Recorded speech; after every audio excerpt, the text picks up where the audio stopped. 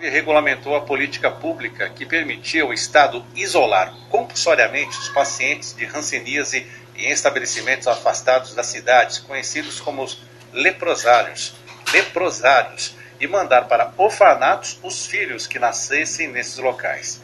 O Estado brasileiro não supervisionou as condições dessas crianças separadas dos pais, que ficaram sem amparo e podem ter sofrido outras violações nesses estabelecimentos que tinham o dever de ampará-las. Agora, muitos desses filhos separados dos pais estão buscando indenização na justiça. Para falar sobre esse assunto, eu converso agora com o advogado do Movimento de Reintegração das Pessoas Atingidas pela Hanseníase, Dr. Tiago Flores. Dr. Tiago, seja bem-vindo, bom dia. Bom dia a todos os ouvintes da Rádio Justiça. Para os mais novos, Dr. Tiago, eu gostaria que o senhor fizesse o contexto histórico dessa situação vivida na década de 1940. Sim, é claro. No Brasil, assim como no mundo todo, existia a política de isolamento compulsório, né, ligada à questão da hanseníase. Antigamente se falava lepra, depois de um tempo atrás, né, passou a se chamar hanseníase. Então, no mundo todo, as pessoas eram isoladas, né, por causa da política higienista.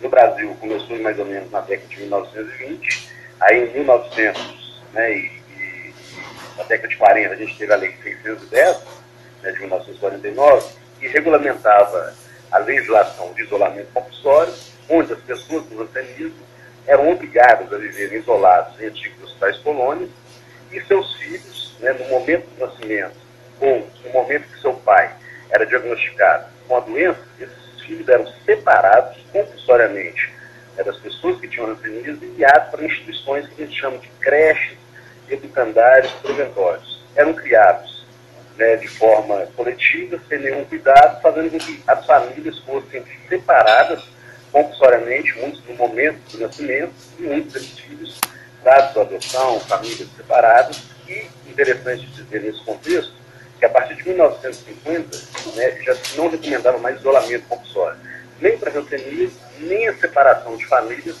por causa da doença, uma vez que já sabia a forma de transmissão, já sabia a cura, já sabia, né, as formas com que a doença se manifestava. Então, a partir da década de 50, não necessitava mais fazer isolamento compulsório, nem para hanseníase, nem para os seus filhos, para as pessoas que tinham a doença.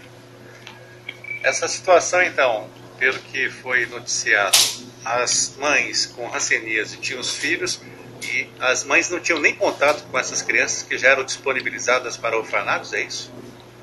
Exatamente. No momento, aquelas mães que tinham, né, filhos dentro da colônia, no momento do nascimento, essas pessoas eram separadas compulsoriamente, essas mães desses filhos. Muitas dessas mães nunca mais tiveram nenhum contato com esses filhos. A gente fala que nos termos jurídicos atuais, a gente fala que é a maior história de alienação parental feita contra um grupo de pessoas promovida pelo Estado brasileiro.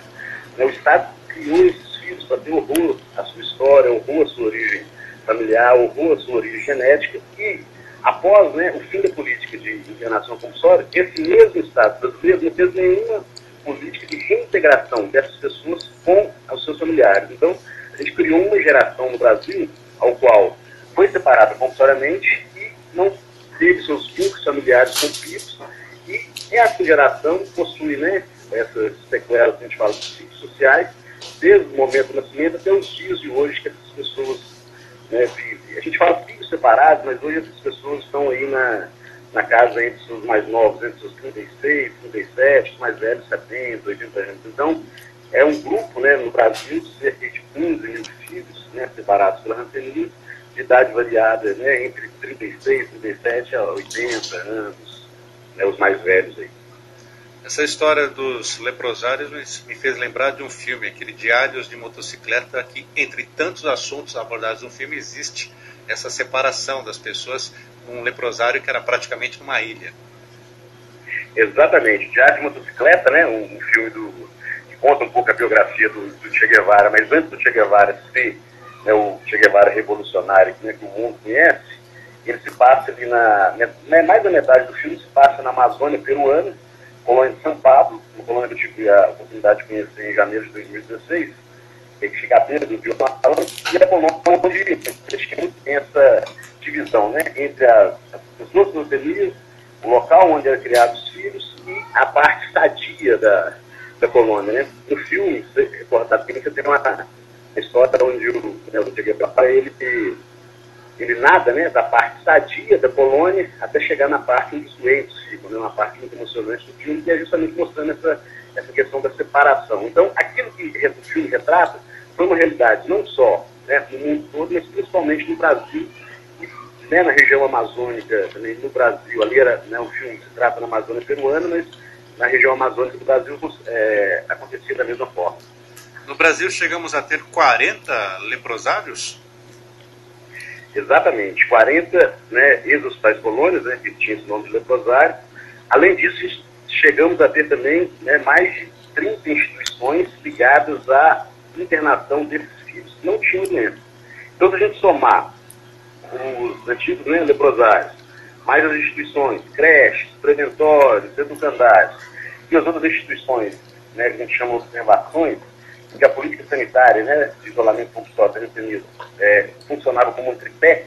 Você tinha a colônia, né, o doente, você tinha ali a observação, o comunicante, e você tinha o preventório para os filhos. A gente está falando de mais de 100 instituições, né, que foram criadas no Brasil para fazer isolamento compulsório, separação compulsória, de família, rompendo, né, esses vínculos familiares que nunca mais, em alguns casos, nunca mais conseguiram ser reativados, ser mantidos de outra forma.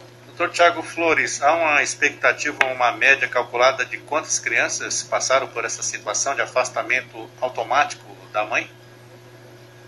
Olha, a gente trabalha com dados oficiais do Ministério da Mulher e Direitos Humanos. A gente trabalha com dados que a gente faz uma estimativa de cerca de 40 mil filhos, né, passaram por esse isolamento compulsório, essa retirada desse afastamento, né, compulsório. Agora, quando a gente joga para números reais, levado à taxa de mortalidade, que era muito grande, levado à questão de crianças que são foram desaparecidas, situações legais, quando a gente joga, um estudo da própria Secretaria Especial de Direitos Humanos, né, lá através da Comissão Nacional da Hanseníase, que promove, né, a indenização das ligadas da Lei 11.520, que vai falar um pouco sobre isso. Hoje a gente tem um número que chega, um dado oficial do governo que fala que exista no Brasil hoje, né, vivos, cerca de 16 mil filhos separados passaram aí para essa política de isolamento compulsório. E como surgiu este movimento que o senhor faz parte? MOHAN seria a sigla? Sim, MOHAN. MOHAN é um movimento de reintegração das pessoas atingidas pela hanseníase, né? Ele surgiu ainda na década de 80, em 1981, quando você tinha ali quase o final da política de isolamento compulsório, nas colônias do Brasil sendo desativadas, e aí você tinha um grande problema. Quem estava dentro da colônia não podia sair, a sociedade não aceitava as pessoas do convívio social. Estava fora da colônia, por medo do preconceito, da discriminação, da questão do desconhecimento, achava que ter sequela, achava que ia pegar a hanseníase só de entrar dentro da colônia, as pessoas não entravam nas colônias. Então o movimento ele surge nesse contexto, né, o movimento de integração das pessoas atingidas pela hanseníase, justamente para fazer esse diálogo entre a sociedade e as pessoas que tinham a doença e seus familiares. Então o movimento surge nesse contexto, né, com pequenas lutas, coisas simples, né, do dia a dia, mas que para a pessoa que estava ali dentro fazia total diferença, que é a questão do direito ao transporte público, a questão do direito de poder ir num banco, a questão do direito de ter uma água tratada em casa, o direito de ter uma luz em casa. Então, pequenos direitos que as pessoas eram negadas. As pessoas viviam no Brasil que tinha uma legislação própria, que tinha suas leis próprias, que tinha sua organização própria. Então o movimento surge nesse contexto, e aí sempre se espalha pelo Brasil todo, muito ligado, né, primeiramente à questão dos hospitais colônias, depois o movimento ele expande, e o grande ápice, né, do movimento que a gente fala, grande conquista do movimento a nível nacional, né, vem em 2007, com a conquista da Lei 11.520. Essa lei garantiu e garante para toda pessoa que foi isolada compulsoriamente pela hanseníase até o ano de 1986, uma pensão mensal vitalícia, né, com indenização do Estado brasileiro pelo crime sofrido de isolamento compulsório que não é necessário. Então, hoje as pessoas que tiveram hanseníase na década até 1986 passaram por isolamento compulsório, recebem do Estado brasileiro uma indenização mensal vitalícia, está em torno de R$ 1.510, cerca de 10 mil pessoas do Brasil recebem essa indenização. E esses filhos que foram afastados, como começou essa ação judicial para uma indenização? Isso. A ação judicial para a indenização, ela começou justamente por a gente não conseguir avançar no diálogo político. partir de 2007, quando, né, se deu a Lei 11.520, o próprio movimento foi surpreendido com uma questão de, olha, os filhos, né, desses pais, os filhos que foram separados dos pais, eles eram separados pela mesma lei, né, a Lei 610 de 1959. Então, a partir aí de 3 anos depois de 2007, a partir de 2010, o próprio movimento se organizou, né, através desses filhos, e começou aí uma reivindicação junto ao Estado brasileiro para que, né, os filhos separados, né, as pessoas com rancenias que eram separados, baseados na Lei 610, que é indenizada pelo Estado brasileiro, para que esses filhos também pudessem receber a indenização. E aí, a partir de 2010, já tivemos alguns avanços, passamos por algumas questões de congresso, mas é muito poroso, muita dificuldade. Então, a partir de 2017, nós tomamos a decisão de fazer uma ação civil pública, que é específica relacionada à questão da indenização, né, para com essas pessoas, para que elas tenham direito à Lei 11.520. Especial para falar que antes dessa ação civil pública de 2017, existe uma ação civil pública também de mais ou menos de 2015, que foi feita, né, pela Defensoria Pública da União, através do defensor público do Yuri, que garantiu, né, alguns estudos ligados a essa questão dos filhos separados, né, preservação de documentos, né, ligados a essa questão também, para que a gente possa estar avançando aí nessa questão do reconhecimento desses direitos dessas pessoas que a gente chama de filhos separados pela rancenia. Doutor Tiago, e quem estiver ouvindo o nosso programa e ficar com a dúvida, será que eu faço parte dessas pessoas, como que ela pode agir? Olha, existe uma grande... É interessante sua pergunta, que existe, né, na sociedade de forma geral, existe várias pessoas que fazem parte dessa história e que nem sabem que fazem parte dessa história. Pessoas que foram adotadas aí na década de 1940, 1950, 1960, 1970, pessoas podem ter vínculos ligados a essas pandemias, né? Pode ter sido um pai ou uma mãe que tinha doença, né, nasceram dentro de uma colônia, né, foram dados para adoção, porque essas adoções, muitas vezes eram adoções ilegais, né, contra a vontade dos pais. Essas adoções, a gente fala que são adoções à brasileira, porque quem pegava a criança chegava, né, no cartório de registro, registrava aquele filho como filho biológico. Então a gente tem dentro da sociedade brasileira um grande número de pessoas que pertencem a essa história, são dessa história e nem sabem que foi dessa história. Isso existe um grupo que é um grande desafio a gente conhecer esse grupo primeiro. E existe outras pessoas, né, ligadas a essa história, que pessoas que seus pais tiveram rancenias, que não foram enviadas para instituições, mas foram separados do convívio familiar, né, foram criados por outros pais, criados, né, por tios, por padrinhos, que não puderam ter esse convívio aí. Né, maiores informações a respeito dessa questão, né, da política, da história como um todo, pode estar acessando o nosso site, né, www.mohan.org.br. Lá vai estar também o nosso Zap Hansen, né, código 21, né, no Escritório Central do Rio de Janeiro. E aí, maiores dúvidas, maiores informações, pode estar solicitando a gente tanto pelo site www.mohan.org.br, como pelo Zap Hansen, para a gente fazer esse contato, né, mais de perto e acompanhar essas pessoas aí que têm alguma dúvida ligada, tanto a questão da rancenia como a questão dos filhos separados. E para finalizarmos, esta ação está correndo na Justiça Federal, como é que está isso? Isso, essa ação corre, né, na Justiça Federal. Em dezembro agora, né, esse mês de dezembro agora, nós tivemos uma audiência pública, né, promovida pela Defensoria Pública da União, ligada a esse tema, né, onde os defensores quiseram ouvir a história dos filhos separados, conhecer um pouco mais. Essa ação ocorre na Justiça Federal de São Paulo, porque proporcionalmente ao Estado que possui maior número de pessoas, né, ligadas a essa história maior número de filhos, né, separados, por causa, proporcionalmente, né, para o Estado de São Paulo ter o maior número de pessoas, então é o Estado onde existe esse maior número de filhos, e essa ação ocorre na Justiça Federal de São Paulo.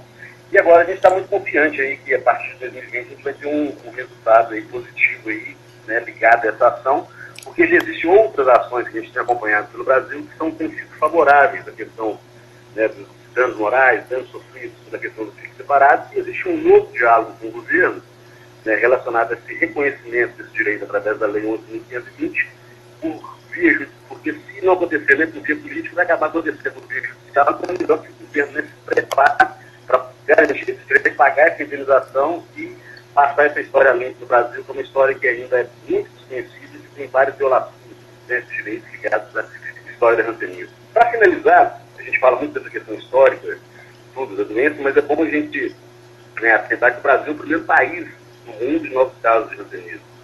No Brasil, 30 mil pessoas são diagnosticadas com hanseníase por ano. E essas pessoas muitas vezes são diagnosticadas com a doença com um grau já elevado, né, de sequelas, já com algum tipo de incapacidade. Então a luta, né, do movimento de integração das pessoas vivas por hanseníase, do Mohan, tem essa luta histórica ligada à questão da imunização, tanto das pessoas com hanseníase como dos seus filhos separados, mas tem uma luta atual que é a luta do diagnóstico precoce, da reabilitação para os novos casos da doença. Importante a gente pensar no hanseníase, né? O Brasil é o primeiro país do mundo, novos casos, precisamos estar sempre atento à questão da hanseníase para a gente poder eliminar esse doença do Brasil. Está certo, agradecemos a participação na Rádio Justiça do Dr. Tiago Flores, advogado do Movimento de Reintegração das Pessoas Atingidas pela Hanseníase Mohan, falando conosco sobre a situação em que muitas crianças que eram de mães com hanseníase eram tiradas delas automaticamente. Estamos falando sobre uma ação que corre na Justiça Federal buscando uma reintegração ou uma indenização pelo fato ocorrido. Dr. Tiago, muito obrigado por atender a Rádio Justiça, feliz ano novo e até uma próxima.